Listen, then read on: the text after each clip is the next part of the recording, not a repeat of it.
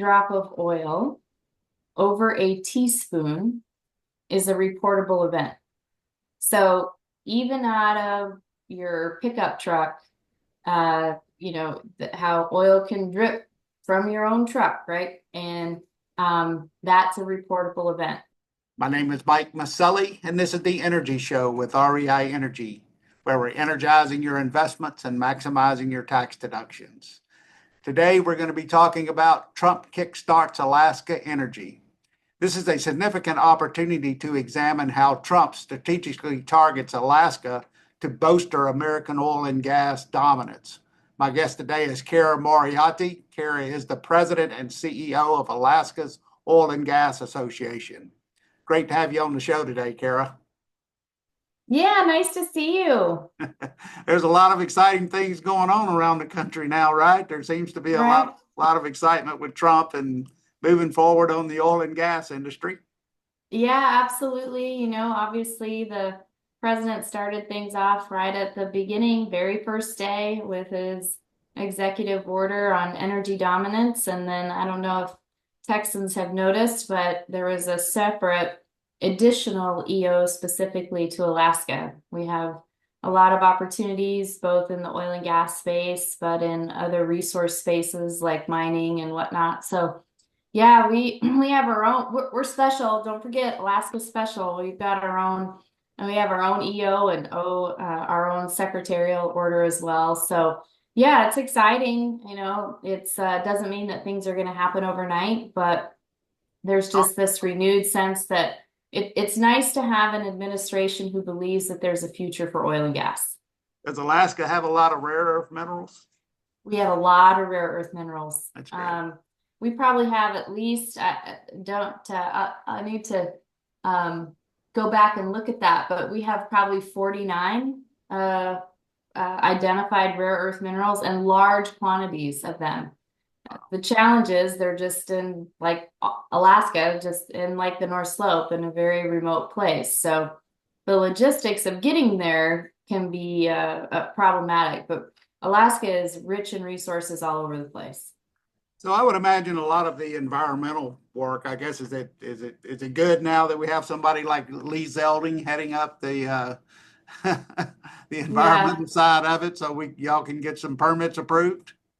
Yeah, again, I think the president has done a really great job on the agencies that regulate the agencies that are important to Alaska are people who understand business, understand how to protect the environment, can coexist with business. And again, like I said at the beginning, who believe that there is a future for the oil and gas industry because they understand that that's what the demand is there for it. And, I don't know if you listened to the Secretary of Energy's confirmation hearing, but he's not just an oil and gas guy. I mean, he's a true all of the above guy.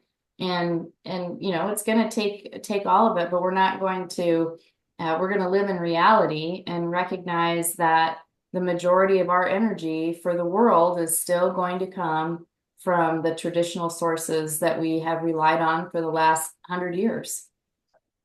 And I've had a couple of relatives that's worked up on the North Slope, and I guess a lot of people don't really realize how, they do try to protect the environment so much up there while still, trying, Yeah. exploring in one of the best areas in the country, right? Oh, absolutely. I mean, anytime I ever take a policy maker to the North Slope, federal official, state official, it doesn't matter. The first thing they're struck with is how clean everything is and how, it's every pad, every shop, every living quarters, you're putting booties on over your shoes, and I think the other factoid that I love to tell people is that any drop of oil over a teaspoon is a reportable event. So even out of your pickup truck, how oil can drip from your own truck, right? And that's a reportable event. And so these plastic, I'm sure you ask your relatives about that. You'll walk up and there'll be all these, they call them diapers, but they're these big plastic things that they slide right underneath an F-150. And because that's how much we care about the environment. Yeah, So they actually told me yeah, that story about, you can't have oil leaking out of your truck or anything of that nature while you're working up there. nope, nope. That's anything over a teaspoon is a reportable event. Wow. So Yeah. how is Alaska vital to Trump's plan to sell more oil and gas to foreign nations? Well, get a globe out. I mean, is our former governor quipped one day that, you can see Russia from our house. Um, we are very close in terms of the globe, and especially in terms of the Pacific Rim and the Indo-Pacific. Our shipping routes are quicker. And so there's two things. There's one, we know that the refining capacity in America is limited in some ways because refineries were built 30, 40, 50, 60 years ago for a specific type of crude. And we have that specific type of crude because back in the 70s, those refineries were built for that. Um, and so, the oil is important for that. But we also have this potential for a massive gas project, and we have mega quantities of natural gas, 35 trillion cubic feet of known resource. And that's before you even start developing it, because as you know, as an oil man, once you start drilling, you usually find a little bit more. Yeah, And, the best place to find oil is in an existing oil field. that's true. And so, there's a effort going on to try to develop our gas for LNG export to Japan. And you start talking about national security and how important helping our allies like Taiwan and Japan become on a global stage. And they need that resource. And we have a lot of it. And frankly, we're closer. So, there's just we have a lot of resource in Alaska. We also have a lot of rare earth minerals in Alaska. When we want to start decreasing our dependency on countries like China who control and dominate, basically, they produce every critical mineral that's needed in the globe for all of our cell phones and all the things that we rely on. And, we can't underestimate this surge in artificial intelligence. And those AI data centers are a huge, huge power suck, right? They take a lot of power. And so, we're just going to have to continue to meet the demands both locally and globally. And Alaska has a role to play, and it's super exciting. Now, I always heard, and I don't know if this is true or not, but that the majority of the oil that's shipped through the Alaskan pipeline, does that go overseas or does it part of it come to the US? Most of it comes to the US. I see. Most of the North Slope crude is designed for West Coast refineries. And so most of it goes to the West Coast. I'm surprised places like California even let it in anymore, right? Well, that they're their own, that's a whole other situation. And I'm glad I work for the Alaska Oil and Gas Association. They'd rather get oil from Ecuador and have it shipped across the ocean using diesel as opposed to use it in their own state. Yeah. So you talked a little bit about this LNG plan that Trump has. I mean, is that a big LNG plant they're planning on building there in Alaska? Well, it's a project that Alaskans have been working on since the pipeline days of the 70s. Oh, okay. And the state of Alaska has a state development corporation that is looking at building a large pipeline from the North Slope down to the Cook Inlet south of Anchorage. Mhm. And we used to have an LNG export facility. So Alaska was always exempt from the LNG export ban. So we always had an exemption to that. And when gas supplies in the Cook Inlet were greater, that we had an export facility and we exported gas. But as the Cook Inlet Basin, the traditional fields started to decline, there wasn't enough gas to sustain the needs of local utilities for Alaskans.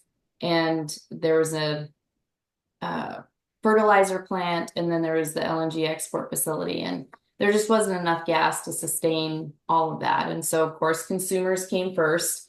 And and so the plan would be to build a larger, I think a larger export facility than what there is now. It would require more, and then send that to send that to Japanese markets.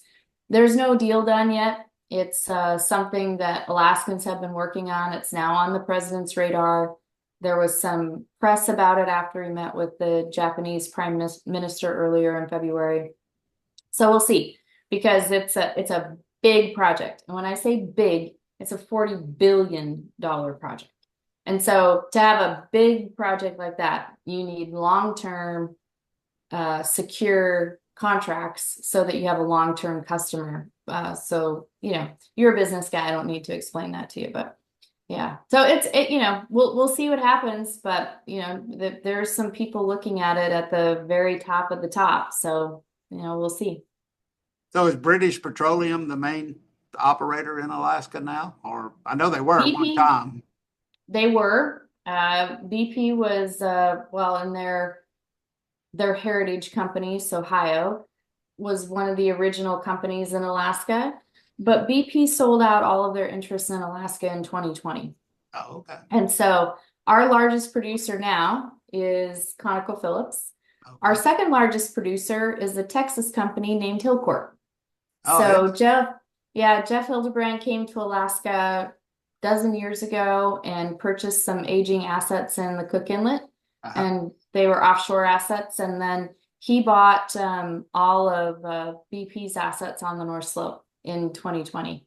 Okay. So Hilcorp has done a great job. We've actually had an increase in a 45-year-old field in good old Prudhoe Bay for 2 years in a row. And that's just good old innovation and re-drilling old wells and enhancing old wells to get a little bit more out. So that's his business model, and he's been pretty successful at it, and Alaska's lucky he came.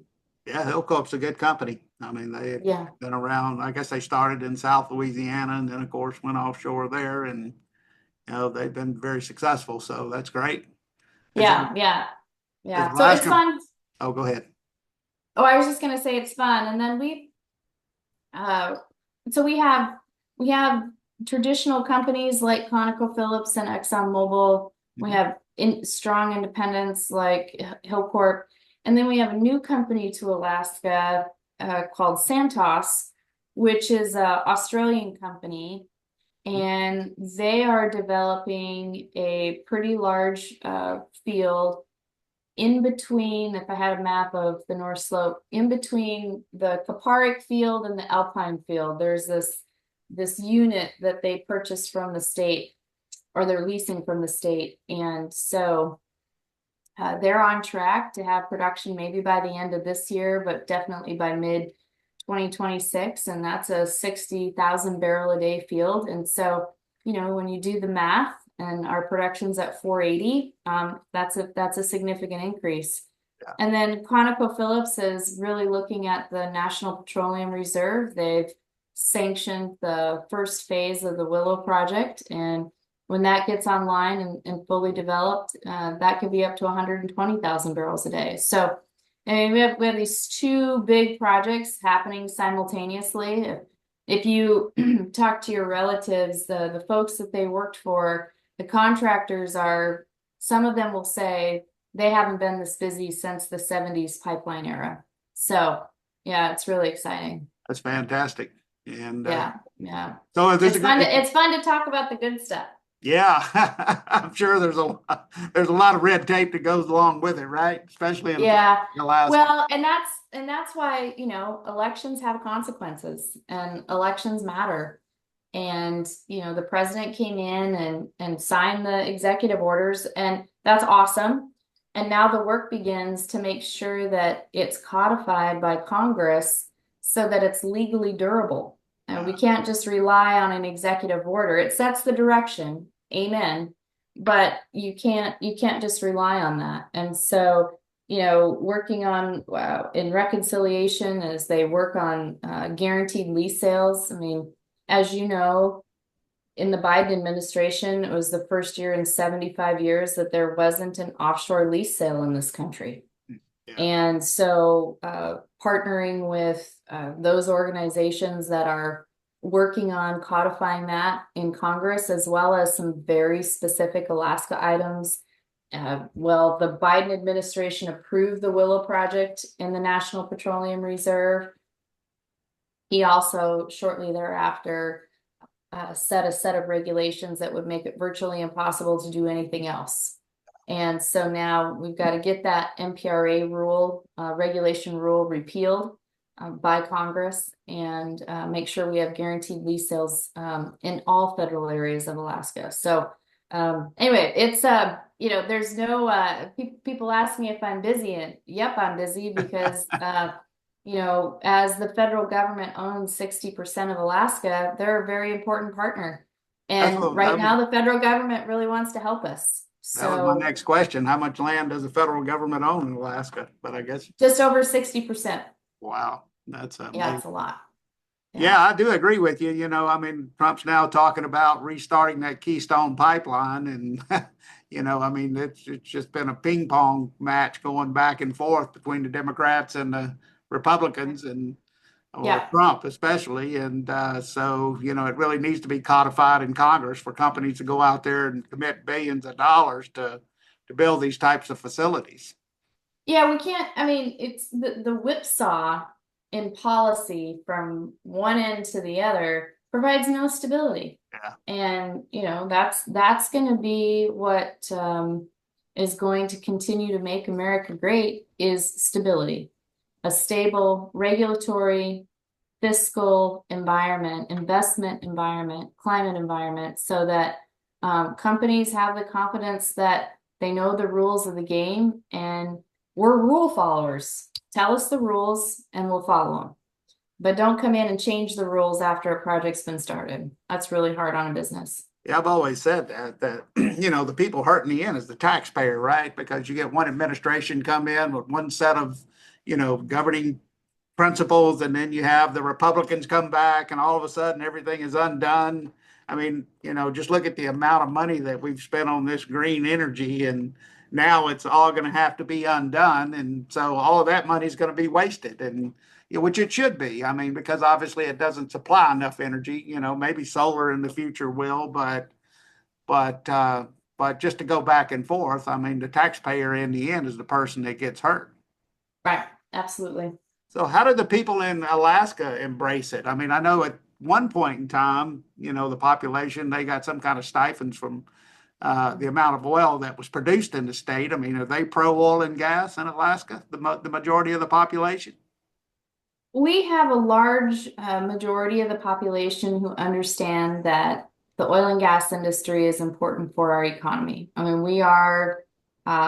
we may not have the same number of direct jobs as my colleagues in the fishing and the tourism industry do, but no other industry has the same type of economic generator just because of the amount of money we spend. We spend money with over 1,000 Alaskan businesses and support about 70,000 jobs in a state of 750,000 people. So it's a pretty significant, important for the industry. Our challenge in Alaska, we still have our permanent fund dividend. Our challenge in Alaska is that there isn't a statewide income tax. There's not a statewide sales tax.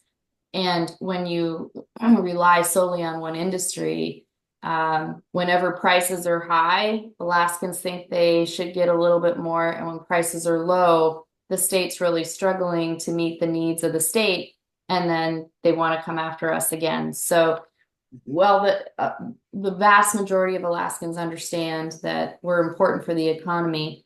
We're always constantly educating Alaskans on why stable fiscal policy is important, because we always have a certain segment and a significant number of Alaskans who always think we can pay a little bit more, to state government.